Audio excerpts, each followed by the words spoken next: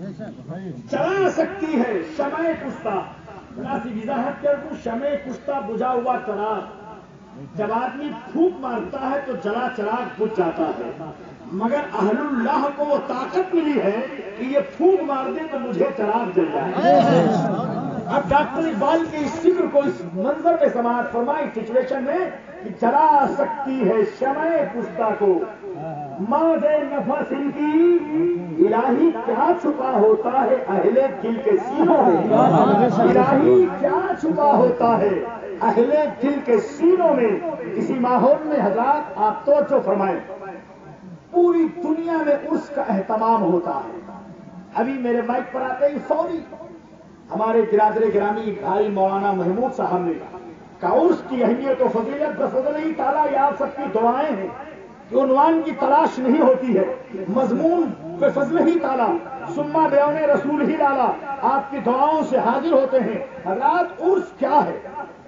عربی زبان میں عرس کس کو کہا جاتا ہے؟ عرس کے معنی کیا ہے؟ حضرات عرس کے معنی ہوتے دولہا دلہن کے، اس کا جمع ہوتا عروس.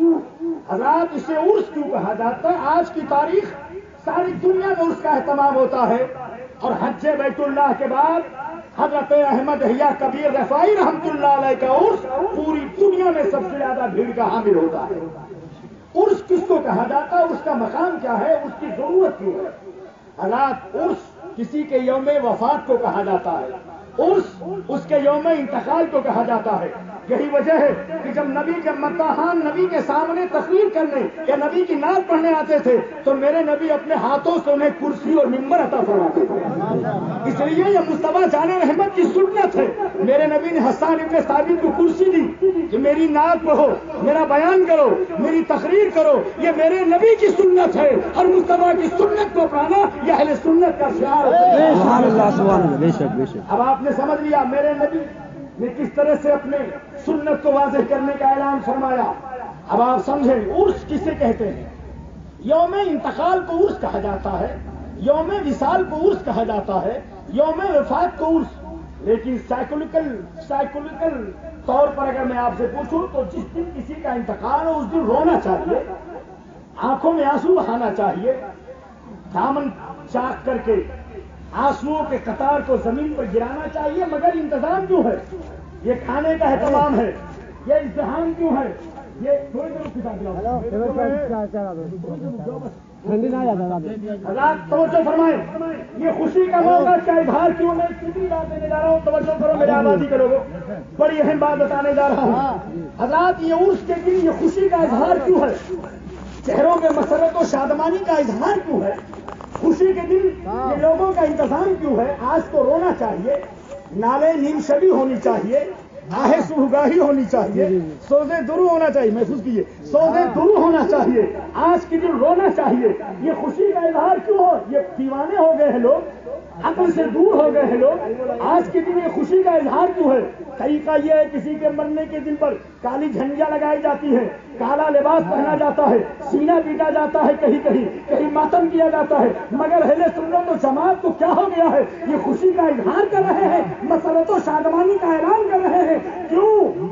حضرات جب تک کوئی اہل اللہ، جب تک اللہ کا بندہ، جب تک ولی کامل دنیا میں رہا، یاد رسول میں جیتا رہا، یاد رسول میں سوتا رہا، اور یہی کہتا رہا کہ میں سو جاؤں یا مصطفیٰ کہتے کہتے، میں سو جاؤں یا مصطفیٰ کہتے کہتے، اور کھلے آج سلے اللہ کہتے کہتے. اور جب یہ منزل ملی، یہ موقع آیا، رب نے بلایا، آ جلوے حبیب دیکھنے کے لیے آ جا، میرے محبوب کا جمال دیکھنے کے لیے آ جا، کیونکہ آج تیرا یوم وصال ہے. اور وصال کے معنی ملاقات ہے. عربی زبان میں وصال اور وصل ملنے کے معنی میں. آج محبوب سے ملنے کی رات ہے، آج محبوب سے ملاقات کی رات ہے. اور جب قبر میں کوئی جاتا ہے تو حضرات دیکھیے جانے والا یہی کی وجہ ساری دنیا وہ مقتدی بن کر رہا. عالم بھی جائے تو امام کے پیچھے نماز پڑھے، مجتہد بھی جائے تو امام کے بھی پیچھے نماز پڑھے، مقتدی ہو کر کے نماز پڑھے. لیکن جب نبی کا وصال، نبی کا جلوہ دیکھنے جا رہا ہے تو سارے لوگ پیچھے ہوتے ہیں اور رسول اللہ کا جمال دیکھنے والا آگے ہوتا ہے.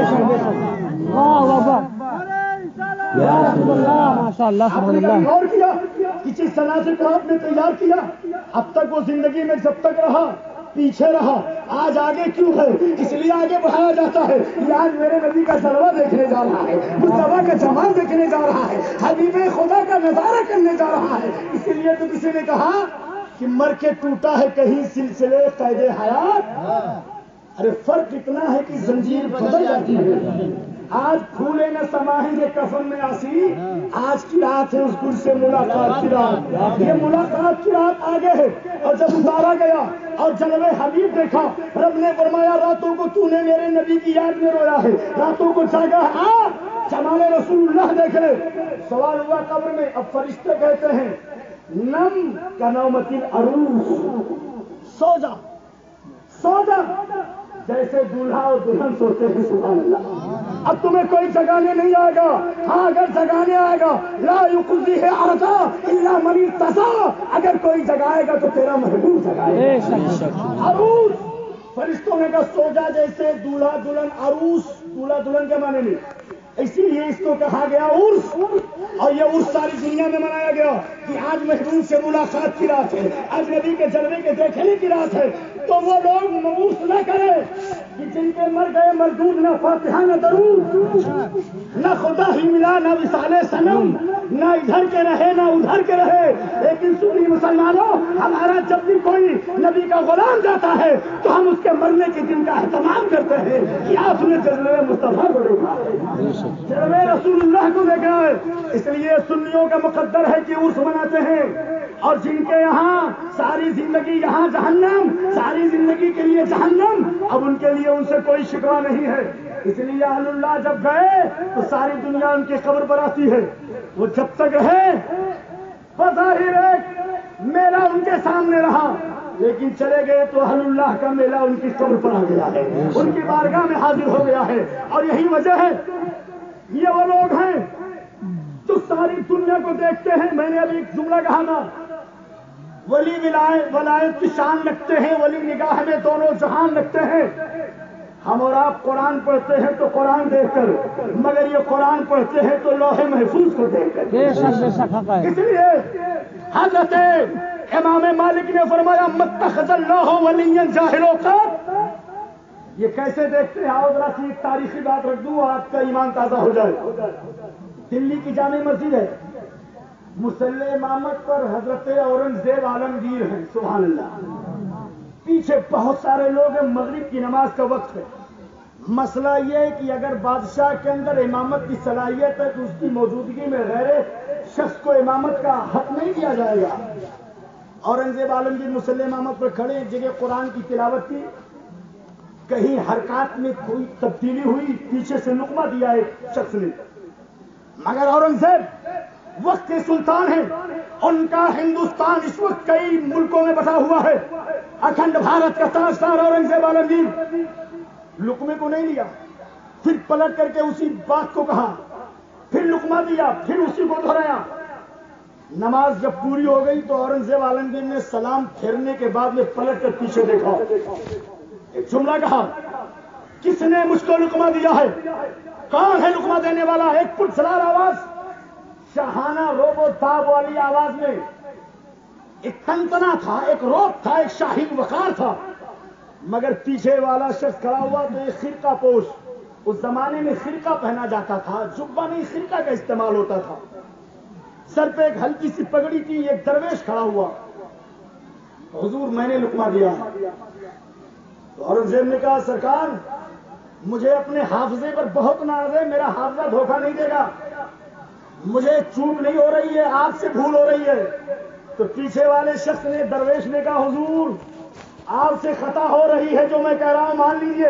اورنگزیب عالمگیر نے کہا میں نہیں مانتا ہوں، کہ قرآن پاک منایا جائے۔ اس زمانے میں ہاتھوں کے لکھے ہوئے قرآن 7 خط کے تھے، منگائے گئے 3 خطوں میں تو وہی بات تھی جو درویش کہہ رہا تھا، اور اورنگزیب کی تائید میں 4 نسخے مل رہے تھے۔